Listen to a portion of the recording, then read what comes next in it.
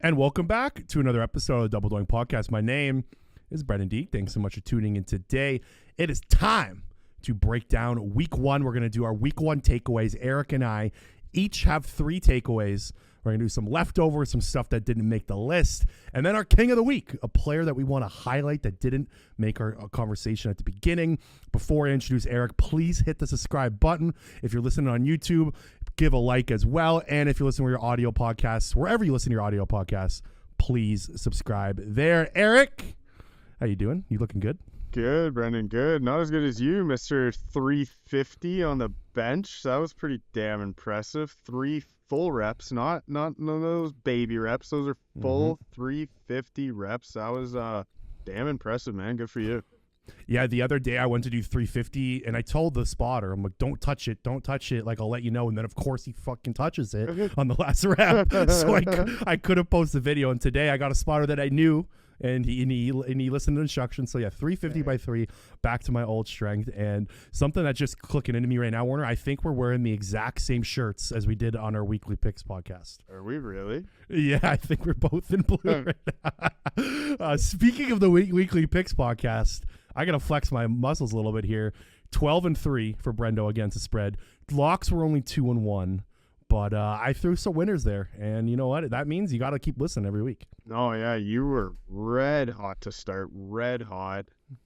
We'll be week 2, like we said, is probably our favorite week because of the overreaction. Yep. So definitely tune in this week, folks. I got a good feeling. Okay, again, so Eric and I each have 3 takes that we feel strong about from week 1, and then some leftovers, and then our crown of the week. I'm going to start with the take that I feel the strongest about, Warner, from week 1. And again, it's hard to kind of get a grip on these teams. There's a lot of crazy overreactions going around. One I'm going to get to as well, but one that I am confident about, one that I was hammering throughout the offseason is I think the Falcons offense is in trouble. I'll pass it to you. Do you agree with me or not? I've seen a lot of takes going around, and there were some very, very concerning stats. I'm sure you'll bring up the pistol and the shotgun stats and how predictable their offense was. But I'm ready. I'm going to give them a couple more weeks because I do think Kirk Cousins is coming off an Achilles and he needs some time. He did look very rusty. There were a couple uncharacteristic turnovers that I don't think will be consistent. If they're consistently turning the ball over 3 times a week, yeah, okay, I would be very concerned. I don't think they're going to do that. But why don't you tell people the pistol and shotgun stats and just how predictable they were. It was very pathetic. Yeah, so this is a game I had eyes on at the office. So I work with a Steelers fan, so it was on one of the TVs, and I was just very curious about this game. There was a lot of moving parts. You had Arthur Smith revenge game, Justin Fields starting, Kirk Cousins first game. I was just fascinated by it. So I thought the Falcons offense was disgusting. I thought Zach Robinson had a terrible game plan. Like you mentioned, it was very predictable. 96% of their offensive snaps came out of shotgun, which is disgusting work, and 26 of those were from pistol. Of the 26 pistol snaps, 81% of those were design runs. The other 22 snaps out of shotgun, there were 0 design runs, Warnsey. That high school teams can key in on this. I made a video about this for our podcast social media channel. NFL teams spend millions of dollars every single year to key in on this kind of stuff, right? There's senior offensive analysts. There's guys walking around that are 25 years old in the analytics department that are good with numbers that are hired to do this. And you're telling me that Mike Tomlin and the Pittsburgh Steelers defense didn't clue in on this kind of thing? And it was very obvious. TJ Watt had an interview after the game where he said he saw something early in the game where he clicked it on the snap count. I don't know if you saw that one sack that got called back where TJ Watt jumped the snap count, and he did it right. The ref apologized to him. Yeah, so that's another turnover that could have happened. This predictable offense screwed over the offensive line. Their offensive line got hammered in this game. Each offensive lineman on the team allowed at least 2 pressures in this game. Chris Lidstrom, who is supposed to be one of the best offensive guards in the NFL, allowed 6 pressures, a career high for him. Caleb McGarry was getting toasted. The offensive line had no chance. And you brought up Kirk Cousins. You said he looked rusty. I thought he looked injured and old. Yeah, I'm wondering if part of the reason they really went shotgun heavy was because they were concerned about the Achilles.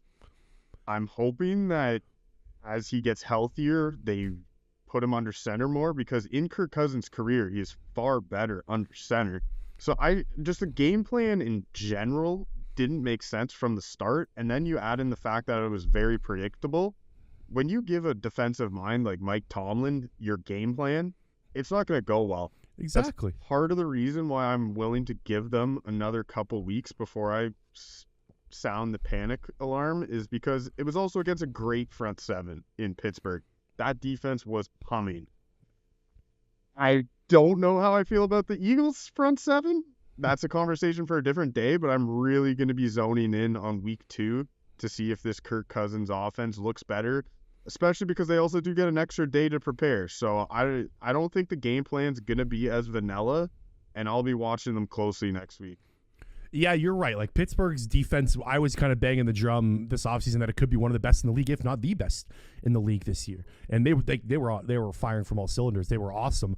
But the reason I'm so concerned is because, one, with how Kirk Cousins looked, like I said, he looked old and unhealthy.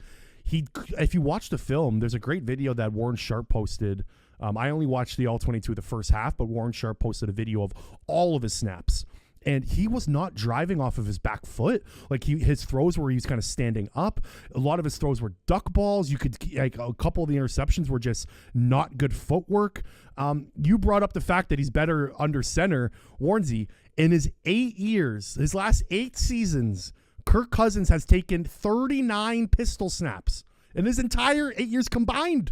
He had 26 yesterday on Sunday. Yeah. Like, this game plan is nothing what Kirk Cousins is used to. And that's, again, why I'm concerned. Like, they're not just going to flip their offense in week 2, are they? Like, are we going to see a whole under center offense? Like, is Kirk Cousins' Achilles magically healing in 1 week? I don't know, man. Like, Zach Robinson, I gave him the benefit of the doubt, and I thought it was a good hire. He was a McVay guy in Los Angeles, but the more you dig deep, he has not called plays in high school level, college level. This was his first go around, and it was bad. Like, it was the worst offensive game plan of the week. And out of any team, like, if I was, I don't think this is an overreaction. Like, that's why I led with it. I generally think the Falcons offense is in deep trouble. And I think this is what we're going to see. Like, the offense was built for Michael Penix, not Kirk Cousins. So yeah, I see why they drafted him. Could be onto something there. One positive I will say is we finally did see an offensive game plan built around Bijan Robinson. 18 carries, 5 catches. So 23 touches for Bijan is a great number. But then on the flip side of it, Kyle Pitts gets three catches. Drake London has 2. So who led the team in targets? You know who led the team in targets? Ray McLeod. Ray McLeod. Like, he that's led what the team in catches. Like, I was saying this offseason, like, this, like, loaded offense that everyone was saying is not loaded. Yeah. Like, you got Bijan Robinson and Drake London, who's getting like 2 targets. He's on a milk carton. Yeah, this team is overrated, and I'm hoping. Hey, be careful with them coming into Philly. I know. I was just thinking, literally just popped in my head, like, they're coming into Link next week. What I thought all offseason came to fruition in front of my eyes in week 1. And here's another thing, Warren. Have you taken a look at their schedule over the next couple of weeks? You know how everyone's saying. Everyone was saying, oh, they have an easy schedule. They're going to win the NFC South. All right. They go to the Link week 2. Then they host the Kansas City Chiefs and then host the Saints and the Panthers. There is a scenario here where they're 0-4 by the time they meet Carolina in week 5. Yeah. You're not wrong there. That is tough. It does get easier down in the back end, but if you start 0-4 and you got a banged up quarterback who's not looking good, it's gonna be a hot seat already down in Hotlanta. Mm-hmm. I thought the defense played well. Raheem Morris played. Yeah, they didn't even give up a touchdown. Yeah, Raheem Morris played 96% of zone coverage last season. And you remember we were talking about in our division preview series, though, the week 1 picks series where the Falcons played just straight man to man last year. Like, it was a completely different coverage scheme than it was. So I thought they meshed well with what Raheem Morris is bringing to town. So that's positive. But, like, you paid Kirk Cousins $40 million per year the next next 2 seasons to lead your offense, and you're getting a shell of him, in my opinion. Like, he's 36, Warrensy. He's not young, coming off an Achilles. And this was part of the reason why I thought the Saints were going to win the NFC South, and I still think that, and I think it's looking good right now. So I wouldn't, I'll go this far. I wouldn't be surprised if Michael Penix is leading this team in a bit, because they can't play like this. And I just, with the coaching staff, with how bad the offensive line looked, the scheme, everything combined, I don't know how this goes forward and they can continue like this. Something has to change drastically, and I don't know what that is, but I was disappointed with the Falcons offense. I agree. That's a good transition into my first takeaway of week 1, and it's, are NFL coaches getting soft? Because I was banging the drum for the New York Giants, the Carolina Panthers, or the Cleveland Browns at halftime to bench their quarterback. Daniel Jones, Bryce Young, and Deshaun Watson all were at the bottom in terms of EPA per play. They were negative EPA per dropback. One coach, just bench a guy. Just be a man and look at the rest of your roster and say, this isn't good enough. And I know on one side of the coin, people would say, hey, it's early, give them time. I look at it as, on the other side of the coin, is you just had 6 to 8 weeks of training camp, and these guys were working their tail off. It's not fair to the rest of your roster to just trot out quarterback play like that. Be a man and bench the guy. It doesn't mean you have to bench him for week 2, but just sit one of these awful quarterbacks down and send him a message. Maybe that lights a fire under one of these quarterbacks. And I was just disgusted by those 3 quarterbacks specifically. And on the flip side of things, like in Carolina, for example, you have Andy Dalton there. That's a competent backup. It's not like you're trotting out some like a Malik Willis type backup who nobody has confidence in. Like, Andy Dalton is a competent quarterback. Not saying he's a great quarterback at this stage of his career, but what you were seeing from Bryce Young in that first half, how you did not make a switch, was very alarming for me. I know it was Canales' first ever game as a head coach, but I'm worried that NFL coaches are getting soft here. And on the other side of things, with the Browns and Giants, those are high-paid quarterbacks. Maybe there was some pressure, hey, I don't want to bench a guy making some money, but send a message, light a fire under the guy, and basically say, this is not good enough. And specifically in Cleveland as well, you have Jameis Winston as your backup. That's another very competent quarterback. There is no way in my mind that you could watch that first half and say Jameis Winston would be worse. Like, I was just very disappointed that not one quarterback of those 3 got benched at halftime after just abysmal first halves. So would you have benched all 3? Like, oh yeah, Bryce Young, I might have benched after the first quarter. Like, what was that? You have Andy Dalton there, and it's just, I just think of it as a coach, and you're coaching a 53-man roster. And when one guy is playing that bad, it sends such a poor message to your roster to just continue to trot him out. And in Bryce Young's case specifically, you might be doing more damage right now by running him out there. Like, it is not working. Like, did you see that one snap? He had one play specifically where he stepped up in the pocket and he literally had to jump to try to throw the ball over the offensive lineman, and he airmailed it. It was such an ugly play. And I just think it's unfair to the rest of your roster to watch that and say, let's keep banging this drum when you have competent options on the bench. We're going to talk Cleveland Browns and Deshaun Watson, so I'll put that aside. I want to focus on Bryce Young. I am 97% there that it's over. I was 100% there on draft day. Yeah. And, I loved Bryce Young coming to college. I loved him in Alabama. I thought he was worth the first overall swing, but it's not looking good. I actually thought one of the most embarrassing plays was the touchdown run at the end. Like, he looked like feeble running into the end zone. Yeah. He almost fell. The ball was keyed out of his hands. The first play of the game was a terrible interception. Yeah. If I'm a Carolina, I think the Carolina Panthers fans have it the worst out of any fan base in the NFL right now. Like, think about this. You spent all offseason reading Bryce Young tweets about training camp, about how he's looking better. They invested in the offensive line. They bring in Deontay Johnson. They made their defense worse to make the offense better. Like, they borrowed from the defense to invest in the offense.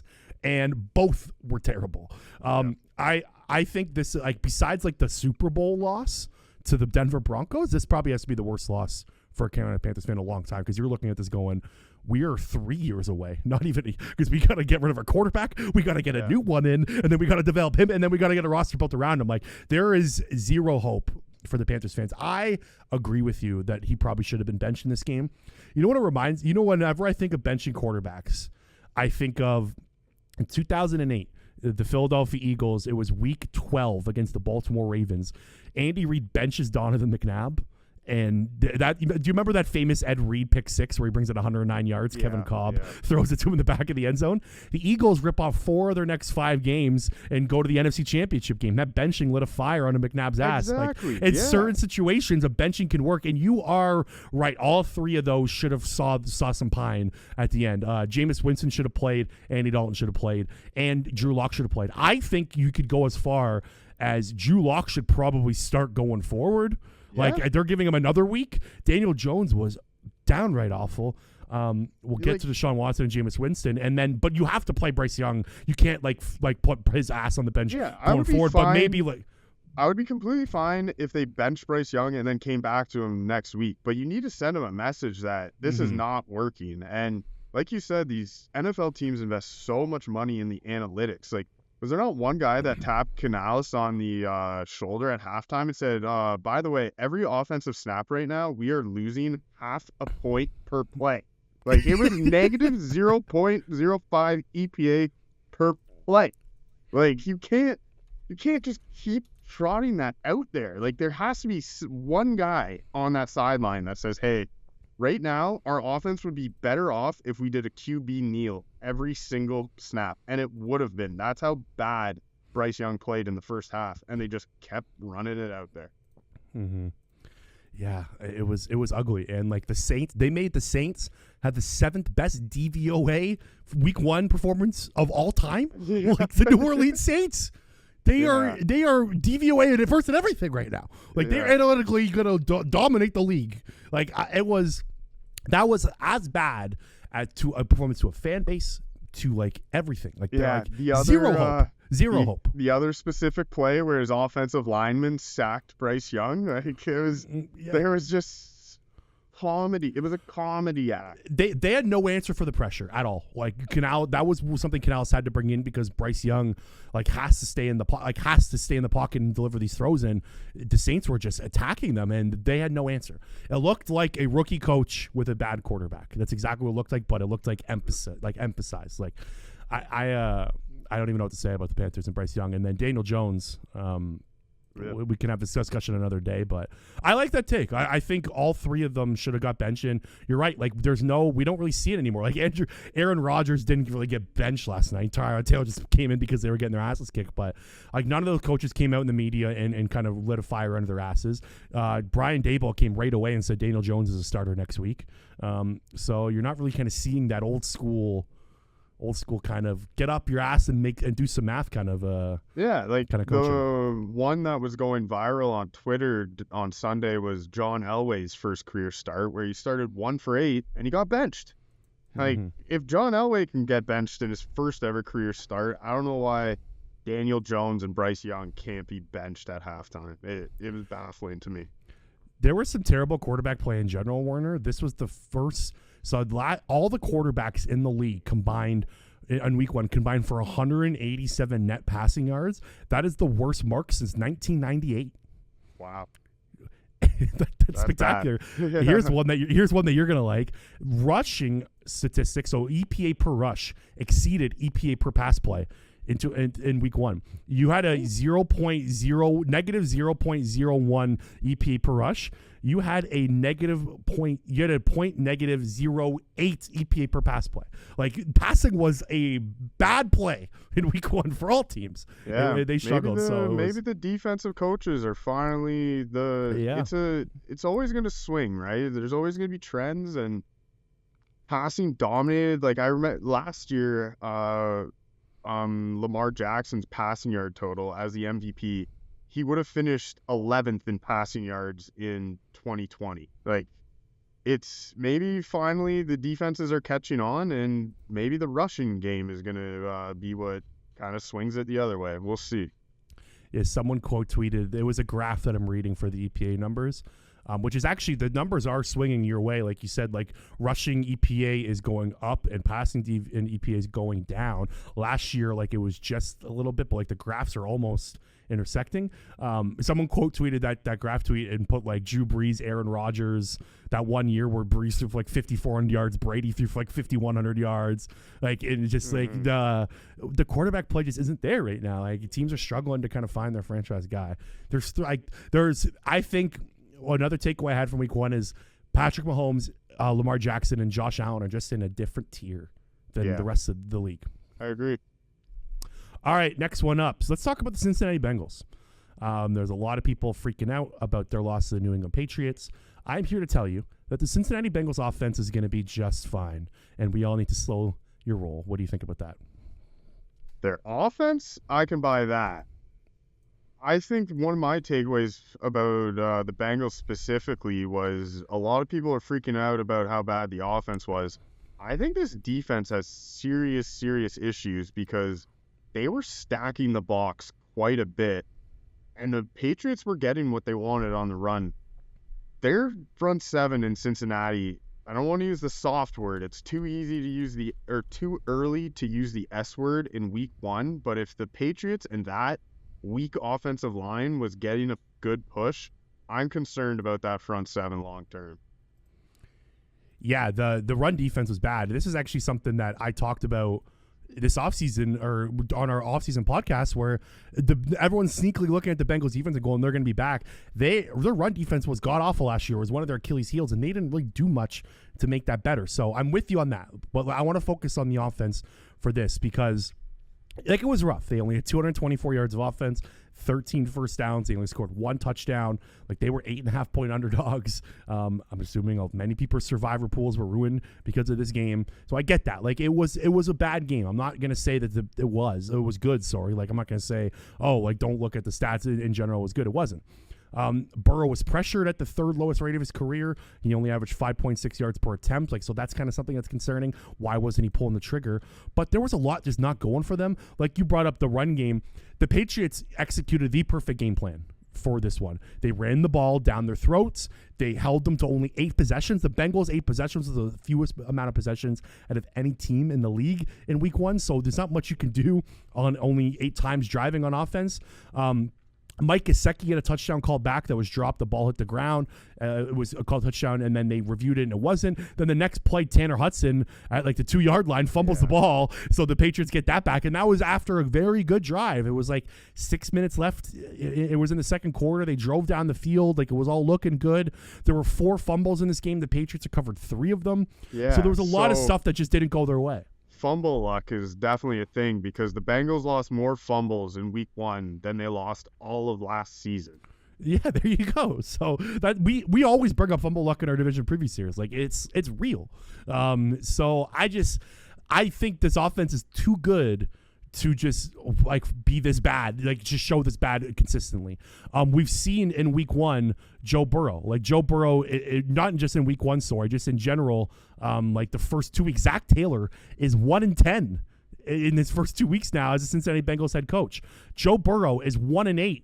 As a Cincinnati Bengal, weeks 1 and 2, completion percentage under 64%, only 220 passing yards, 12-9 touchdown interception ratio. From weeks 3 to 18, he's 28-15-1, 70% completion percentage, throws for about 280 yards a game, 85-28 touchdown interception ratio. For some reason, this Bengals team just gets off the slow starts, and they figure it out later on. We remember that one year where they started playing a lot of too high shell coverages on the Bengals. On this podcast, we were saying the Bengals offense needs to figure something out. They did. They ended up finishing 4th in DVOA that year. So I think there's a little too much panic from Bengals fans and other NFL podcasters or people on Twitter and whatnot. I think they're going to be fine. Let's all just slow down. Yeah, they'll get T. Higgins back too, which will be a huge help. But something of note I took from that game is, yes, Jamar Chase didn't have a off season and might have been a little rusty, but Christian Gonzalez might be legit a number 1 true lockdown corner. He balled out, and that's something to look for. going forward in New England if they have a true lockdown corner. 100%. The defense was awesome. Like, they had a great game plan. John Mayo played a lot of this guy's coverages. Like I said, Burrow wasn't pulling the trigger on that. There was third down and 9 in the Bengals end. There was their last drive of the game.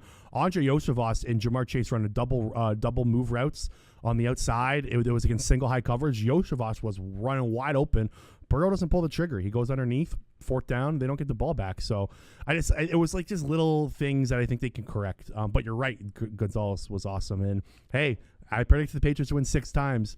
You were all over me. They only need 5 more of them things. Yeah. And they're a well coached team. Like, they played with fight. And the vibes are different there now. It looks like guys are having fun again in New England. Yeah, last year they were soulless. Like they were bad. They were a bad coach team. As much as we say Belichick's the greatest coach of all time, and he probably is, they were not. They were poorly coached last season, and I thought this was a positive sign in turning the momentum the right way. So, all right. Anything else on the Bearcats? Nope. I'll next bring it to the AFC South, and I want to talk about the Indianapolis Colts. So, going into that game against the Texans on the betting preview, I said I really need to watch the Colts before I can bet on them or against them and see what this looks like. I think I'm more confused after watching one game of Anthony Richardson. I did not get any clear anything at all because, yes, the throw that went viral might have been it. That was a top 5 throw I've ever seen. 65 air yards. It was the third longest. Off his back foot? Yeah. Third longest air yards completed since they started tracking that data. And I don't know if you saw the clip of Joe Flacco on the bench. He looked to Richardson and said, I think that's the best throw I've ever seen. I've never seen that. And that's Joe Flacco. I audibly gasped at work. I was blown away. I did not. I saw it go to the air. I was going, "What the fuck is happening? Where's this ball traveling to?" And there's Alec Pierce just wide open. That was just an insane toss. So that was the good. He finished 9 for 19, and he missed multiple throws. What was concerning to me was he was missing throws high, then he was missing throws low. He was all over the place, and I honestly, this might sound weird, but I don't care if you can throw the ball 60 yards in the air and throw touchdowns. If you can't throw a 7-yard out, I don't think it's going to work long term. And I mean, he's got so far to go. He's played something. I think I saw that he's played 15 games since high school or 20 games in that range. So he's barely played football over the last 4 years, but I need to see so much more from Anthony Richardson before I can confidently say I believe in him, and that accuracy has to get better. 9 for 19. You cannot be less than 50% in the NFL. I mean, the yards are good because he had another long bomb that went for 40 yards, so he did throw for 212 yards, but the completion percentage is so concerning for me, and I need to put a little cold water on the Anthony Richardson love because he needs to get better in so many areas still. He missed Adonai Mitchell on 2 touchdowns. If he overthrew him on both, Adonai Mitchell could have had a monster debut. I kind of felt bad for him. He played really well. He got open all game. And Anthony Richardson, Warrensy, averaged 16.4 air yards per attempt, which is just ridiculous. The next guy was at 11. So to put that in perspective, he was throwing the ball 5 yards longer than any other quarterback all game. You can't really live like that. But the thing I'll say with Richardson is I don't think you can take away the big plays. That really does matter. You know what I mean? He's an alien that way. Not there is one. Josh Allen's the only other quarterback in the NFL that can make those plays. I don't even think I've seen Josh Allen throw that far. That's what you kind of have to live and die with when it comes to Anthony Richardson. And I think you're just hoping that he gets 20% better at the other things, because if he stays healthy with the running game and stuff like that, it can just work and he can be a one of one. But I'm with you. There's people crowning him as already the quarterback of the future of the league and whatnot. I haven't seen enough. And that game was emphasis of what I was already confused about. Like you said at the top, Exactly. It made everything work. It made me just more baffled at who this player can be. Right. I have no concept of the Colts going forward.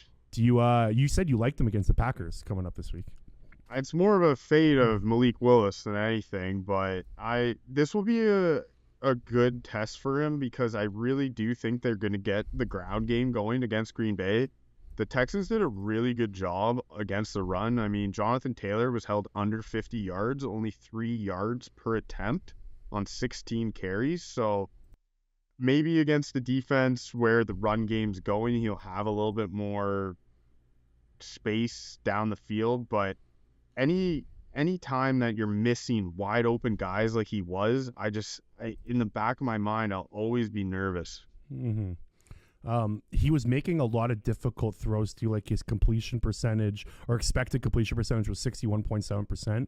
Like Sam Darnold's was like 77. Like Sam Darnold was just making the easy throws. Like Richardson, that was dead last in league. Richardson's like the 65-yard bomb is not it was like a 0.4% chance of getting completed. Like he needs to do a better job of hitting the layups. And we'll see if that can come. That's a perfect way to describe it. He needs to hit the layups before I can really have trust in him.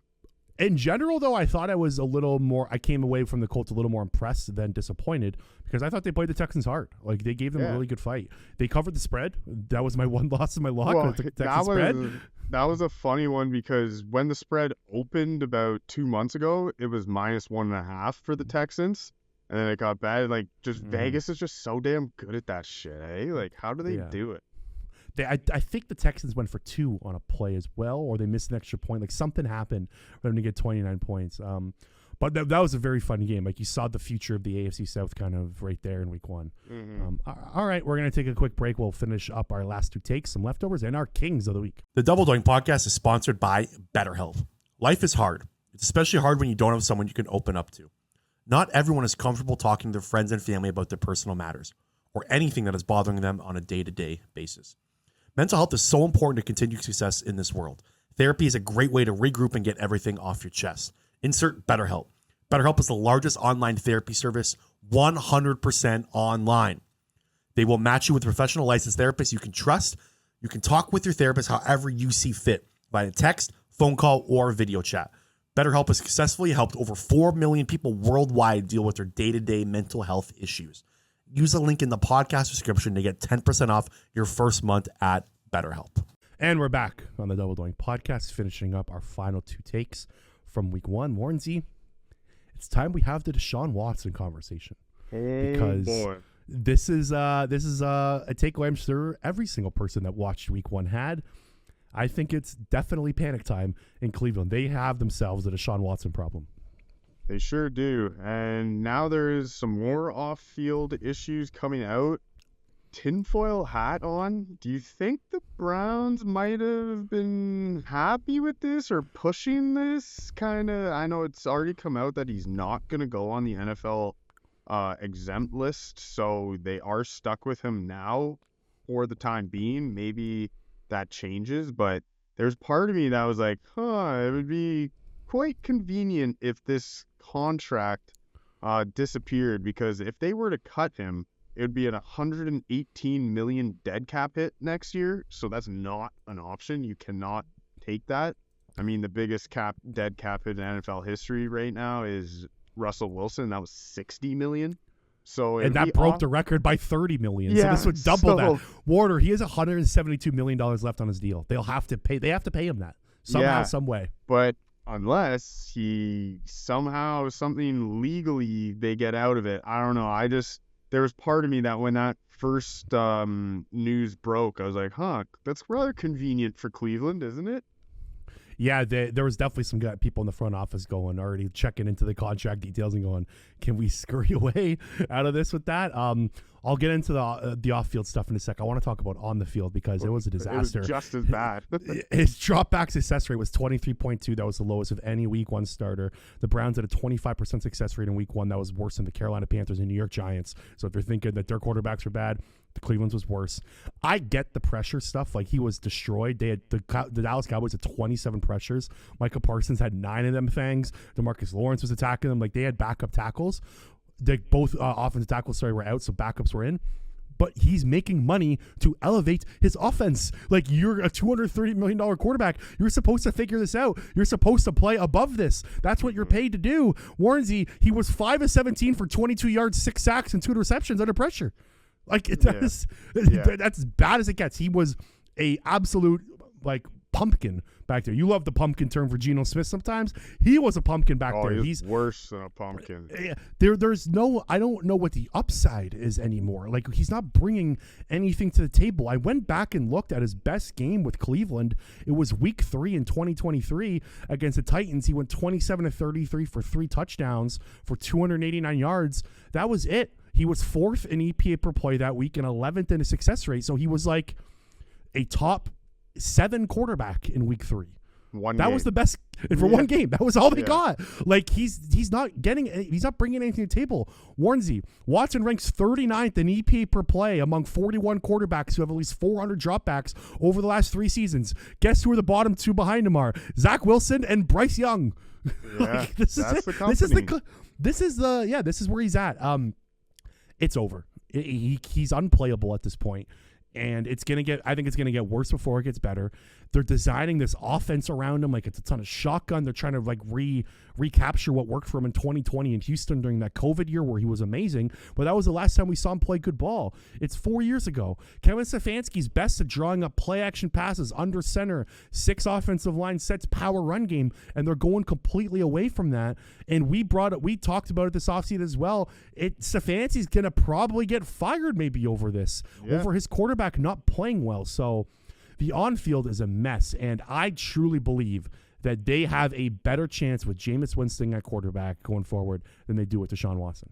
Absolutely, because there was also reports coming out around camp that the locker room really does not believe in Watson. I mean, how could they? He's a scumbag. Let's call it what it is. And Jameis Winston at least would give the vibes a different feel. And you can laugh at it, but sometimes vibes in a locker room are damn important. And when they're this bad, a switch is really all you can go to. And you brought up the pressures. Yes, the offensive line was banged up and they weren't good.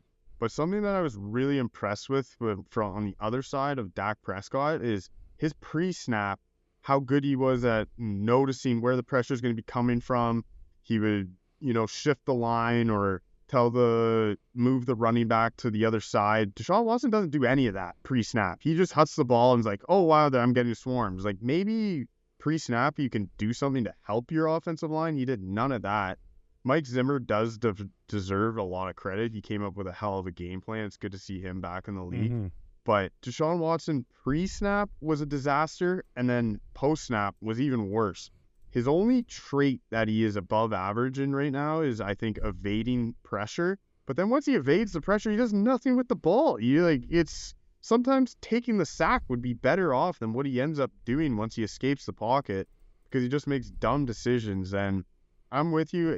It is time to move on, but it's got to be pressure from the ownership. The owner's stroking these checks, and he's going to probably demand that Watson keeps playing. And that's got to be as bad of a situation as you can be in. Yeah, that's the thing. Like, are you going to bench the guy that you stole $172 million to? Like, they're going to ride this out for a bit. Like I said, they're better with Jameis Winston. I don't think we're going to see that for a bit. Like, they're going to continue to roll him out. And this is as we said, Carolina Panthers fans are in hell. Browns fans are in hell right now too. Like, this is a tough watch. Like, one more thing. Like, Joe Flacco had 4 300 passing yard games in his first 5 games as a Cleveland Brown. Watson doesn't have one yet. And then the off-field stuff I want to get to as well. You brought up the lawsuit. It's fucking gross. Let's call it what it is. He's a scumbag. He's a sicko. He's literally belongs behind bars. The fact that he's still in the league and playing and taking snaps, Goodell should have stepped in and done something stricter. The suspension wasn't long enough. And get this, I'm going to throw this out there. This might be fake. I don't know. Like, not fake, but it might be wrong. I did some digging on this. I think it's true. Deshaun Watson has a burner account on Twitter right now defending himself. There's a burner account called Leroy Bickerstaff that is going around, and I'm not making this up. I'll send you the tweets. If you go look at the replies, it sounds like Deshaun Watson. And Cleveland Browns fans have sniffed this out. They've been calling him Watson. Hey, Deshaun, you suck. We know this is you. Like, I'm usually skeptical on this kind of thing, but I am like 82% sure that this is Deshaun Watson on Twitter right now, defending himself, calling out his own players. This is ugly, and this was the biggest storyline for me in week 1. Yeah, for sure. And I mean, when we were doing our off-season previews, we were talking about hey, can he be league average? Like, I don't even think league average is his ceiling right now. Like, I think that ship has sailed. Yeah, Like, they're never getting the $230 million man. Like Yeah. they need the $100 million man, and he can't even give them that. Like I said, his best game was like a 3-touchdown, 289-yard game. Like, that's the most they've gotten out of this. Yeah. Against a win against the Titans, who were terrible last year. yeah, So it's tough. I don't know what they do going forward. That, like, there's zero upside with Watson at quarterback, and they have a solid defense. I thought their defense played pretty well. Like, there were spurts in the first quarter where they were kind of getting carved up, but it looks like they are already set to finish last in the AFC North with Deshaun Watson. Do you have anything else on the Brownies? I don't. My last takeaway that I wanted to talk about, he was so close to getting my king of the week, but there was one more player I wanted to talk about, but I want to give Baker Mayfield some flowers. Let's go. I mean, number 1 in EPA per play on the week by a full 0.1, by the way. Josh Allen and the Bills were second, but Tampa Bay cleared them by a full 0.1. Their success rate was 54%. That ranked in the top 5 on the week. Yes, it was against this Washington defense, which we might have to talk about a different day as one of the worst defenses I've seen in a long time. But we just talked about Deshaun Watson. Just look at the vibes difference. You see when Baker Mayfield takes a field, his teammates love him. They root for the guy. They want to play well for him. That is the exact opposite of Deshaun Watson. Where did Baker Mayfield get drafted again? Cleveland Browns. Do you know they traded 3 first-round picks and gave that rapist $230 million to get rid of Baker? Yeah. And, like, Baker is just shoving it up the Browns owner's ass. And I'm so happy for the guy. I mean, he looks like he's having fun. And you could not say that at any point in his Cleveland tenure. He did not look like he was having fun. And you can just tell the difference. He's got a new lease on life, a new contract, which, by the way, I was a little bit skeptical of. But, hey, that paid dividends already. And I'm just super happy for Baker Mayfield. And you said when we were talking about the Falcons that you like the Saints to win the NFC South. I think Baker and the Bucs are going to have something to say about that. Yeah, I predicted the Bucs to finish second. I just couldn't get there. I thought the Saints just had the best chance with the schedule and whatnot. The Bucs got the first place schedule this year. But you're right about Baker, how well he played. I had eyes on this game the entire one. My dad's a Commanders fan. I was kind of forced to fully watch the Jaden Daniels versus Baker experience. He was cooking, dude. They could have scored 50 points in this game. Yeah, like, for sure. They took their foot off the gas. They had 8 drives or 9 drives. They only punted once. They kicked 3 field goals. Jalen McMillan dropped a wide open touchdown in the end zone. Baker missed like 1 throw deep. Like, they could have put up a 50 burger on the Commanders defense, which is terrible, by the way. We'll have to discuss that in a future episode. But he was making a nice throws. That one to Mike Evans in the end zone was beautiful. Like, put that on a dime. That's like indefensible. You can't defend that. Like, there's no stopping that play. And he, like, 4 touchdowns, like you said, highest EPA per play in the league in week 1. He was fantastic, and he was feeling himself. He had that little celebration where he did the slime and pointed like he was in his bag. And yeah, he's just getting up. I really liked Chris Godwin's game too. They moved him back to the slot. I think he played every single snap from the slot, which is where he is most comfortable. He looked young again. So yeah, I'm high on this Bucs offense. I know it was against this Washington defense, but just, again, I'll say it again, the vibes. They look like they're having fun, and that goes a long way sometimes over a long 18-week grind. Yes, something that we didn't really get into this offseason, or not many people were talking about, was Liam Cohen taking over the Bucs offense and how different it would look. They ran motion at a 27% higher rate in week 1 than they did last season. So they were already kind of mixing up the offense. Like you said, Chris Godwin caught all of his 8 catches for 8 targets for 83 yards and touchdown from the slot. He was averaging only 6.8 yards per depth on his targets, which was the 3rd lowest of any receiver in the NFL this week, but it was working. Like, that's kind of what he's best at in that short formations. And I think Liam Cohen's got something here. Like, they're mixing it up. They're using kind of Baker Mayfield's his best traits. So yeah, and they're a fun team right now. Sometimes you can also get a read on an offensive mind of where's the place he left and what are they doing. And Kentucky's offense has just fallen off a cliff without him. So I think that actually speaks to how good of an offensive mind he is as well. Yep, for sure. He's probably a guy that's going to be getting some head coaching looks this offseason. Okay, let's talk about some leftovers here that didn't make our list. I want to talk about Antonio Pierce. Antonio Pierce easily had two of the most cowardly punts I've ever seen in NFL history in week one. Let's talk about it. 10:30 left in the game at the Chargers' 14-yard line. Pierce decides to kick a field goal down 16-7 at 4th and 1. Their offense finally gets to the 14-yard line with 10 minutes left. You can't go for it and trust your team on 4th and 1 to make it 16-7, 16-10. Terrible decision. That's a 2-point. That field goal dropped their chances of winning by 8%. Yeah. That wasn't even the worst one. There's another one coming up. Yeah. Just 4 minutes later, 4th and 1 at the Chargers' 41-yard line. Or sorry, this was the one that dropped by 8%. Yeah. The field goal one dropped it by 2.9%.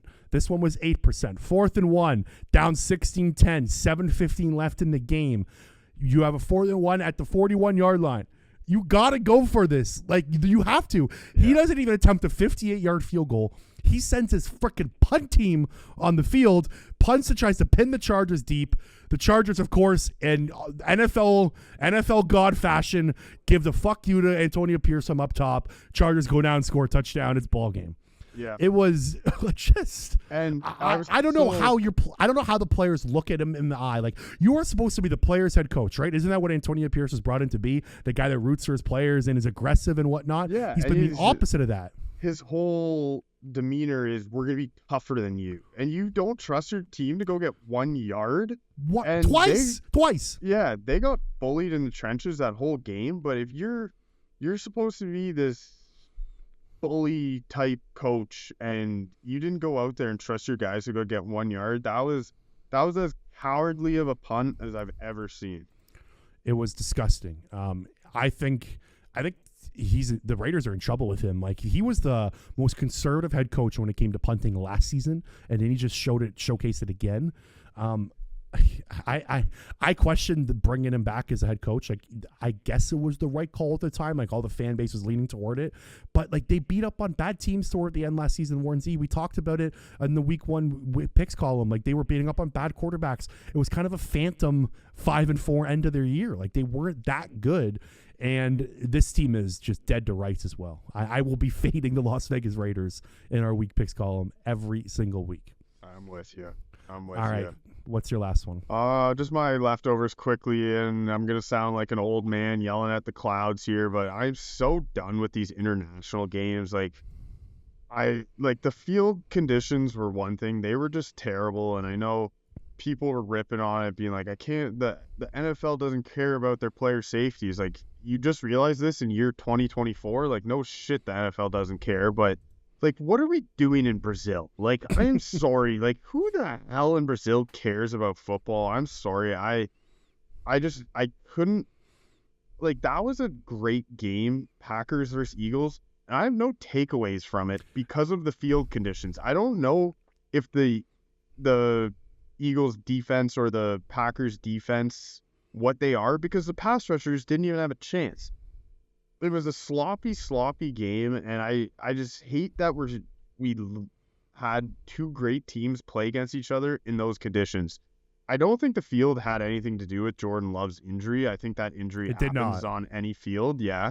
So I do think the people on Twitter need to chill out on that. But I know these international games aren't going anywhere because it does generate revenue, but I'm just so done with them, and I'm sick of the, travel, 6-hour flights, 8-hour flights for teams to just stay in their hotel for 3 straight days. They can't leave. I don't know. I'm just done with the international games, but I know they're not going anywhere. So I know I'm just an old man yelling at clouds.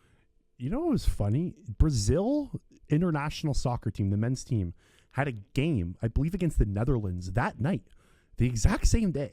So, the whole country was watching that anyways. Yeah. Unless you're at the stadium, they were watching.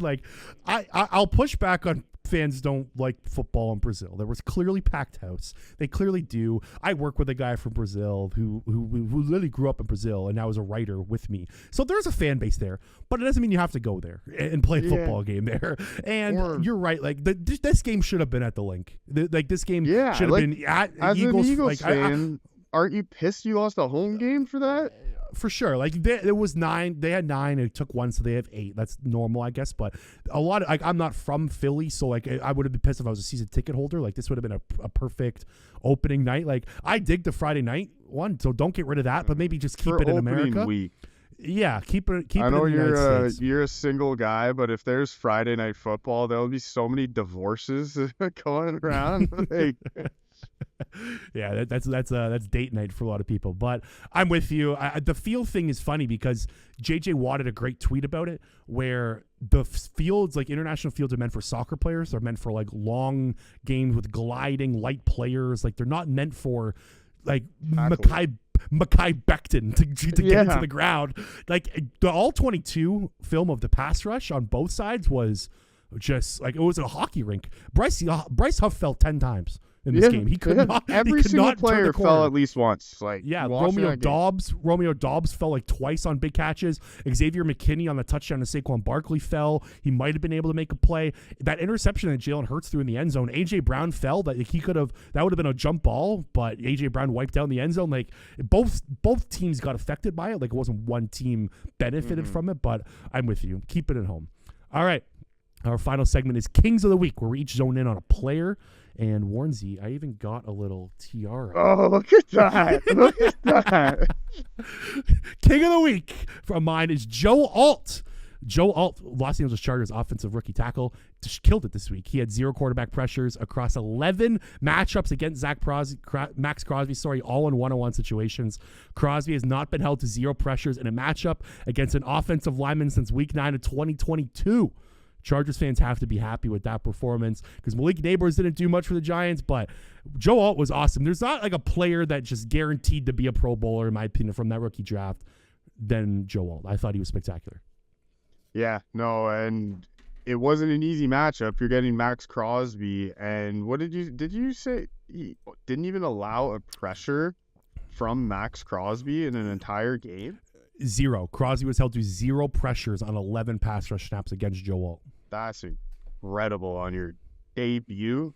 Hats off. And there couldn't be a better fit for Joe Alt than Harbaugh. Those two are they're gonna love each other for the next 5 to 7 years. I wanted to talk about the Chargers as general in the segment, but it was against the Raiders. I watched that game. Both teams didn't play very well. That was a like bad watch. I'll hold off on the Chargers hype for a bit, but I predicted them to make the playoffs, so I'm on the bandwagon this year. But I'll pump the brakes a little bit after that Week 1 performance. All right, who is your King of the Week?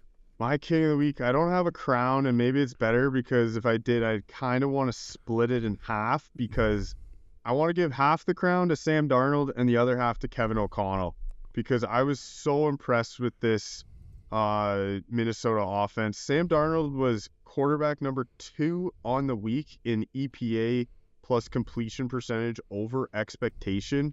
So not only was Sam Darnold making throws he probably shouldn't have, but he was put in great positions by Kevin O'Connell. I said on the picks segment week 1 that I had Kevin O'Connell just under that elite tier as an offensive mind. If Sam Darnold is putting up performances like this every week, he is 100% going to be moved into that elite tier for me. But I know you're not a Sam Darnold believer, and I know it was only week 1, but I really liked what I saw from that Minnesota Vikings offense. Yeah, I need to see more from Darnold. Give me 5 weeks. He played well. Don't get me wrong, but against the Giants, he struggled a little bit in the second half. But he completed his first 13 passes or something. He was second in the NFL in completion percentage, just behind Derek Carr this week. So it's a positive sign. It's going in the right direction. Yeah, but, and you talked about coaches with some dumb decisions. I loved early in that game they had a 4th and 2 on the 4. Kevin O'Connell kept the offense out there. What do? Oh, wait, we have this guy named Justin Jefferson. Let's throw him the ball. Touchdown. Mm-hmm. Trust your players. And I think Kevin O'Connell is really, really rising the ranks as a coach in my power rankings. Alrighty, that's all she wrote. Thanks so much for tuning in, guys. Really appreciate it. Warnsy and I will be back for week 2 picks. That episode will drop on Friday morning. Make sure to check that out. It's red hot, like I said. In week 1, we're hoping to keep that going. Please hit the subscribe button. Please like the podcast if you're listening on YouTube, and subscribe wherever you get your audio podcast. And we will talk to you later.